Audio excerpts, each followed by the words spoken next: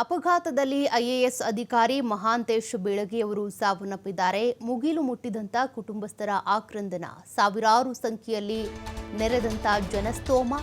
ಮಹಾಂತೇಶ್ ಬೀಳಗಿ ಜೊತೆಗೆ ಇನ್ನೂ ಮೂವರು ಸಾವನ್ನಪ್ಪಿದ್ದಾರೆ.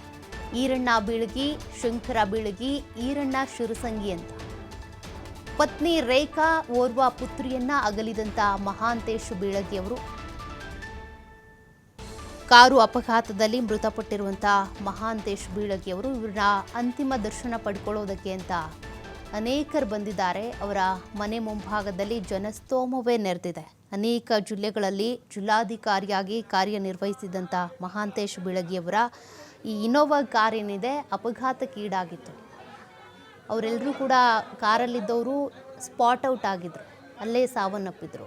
ಗಂಭೀರವಾಗಿ ಗಾಯಗೊಂಡಂಥ ಮಹಾಂತೇಶ್ ಬೀಳಗಿಯವರನ್ನ ಆಸ್ಪತ್ರೆಗೆ ದಾಖಲು ಮಾಡಬೇಕು ಅಂತ ಕರ್ಕೊಂಡು ಹೊರಟಿದ್ರು. ಆದರೆ ಮಾರ್ಗ ಮಧ್ಯದಲ್ಲೇ ಅವರು ಕೂಡ ನಿಧನರಾಗಿದ್ದಾರೆ. ಒಟ್ಟು 4 ಜನ ಮೃತಪಟ್ಟಿರೋದು ಈ ಒಂದು ಕಾರ್ ಆಕ್ಸಿಡೆಂಟ್ನಲ್ಲಿ.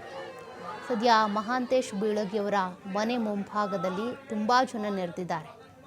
ಮಹಾಂತೇಶ್ ಬೀಳಗಿಯವರು ಅಂತಿಮ ದರ್ಶನವನ್ನು ಪಡ್ಕೊಳ್ಬೇಕು ಅನ್ನುವಂಥ ಕಾರಣಕ್ಕೆ 3 ಗಂಟೆ ಅಷ್ಟೊತ್ತಿಗೆ ಇವತ್ತು ಅಂತ್ಯಕ್ರಿಯೆ ನೆರವೇರುತ್ತೆ. ಅಷ್ಟರೊಳಗೆ ಅವರನ್ನು ಕೊನೆಯದಾಗಿ ನೋಡಬೇಕು ಅಂತ ಅನೇಕರು ಬಂದು ನೆರೆದಿದ್ದಾರೆ ಮನೆ ಮುಂಭಾಗ. ಇನ್ನು ಕುಟುಂಬಸ್ಥರ ಆಕ್ರಂದನ ಅಂತೂ ಮುಗಿಲು ಮುಟ್ಟಿದೆ.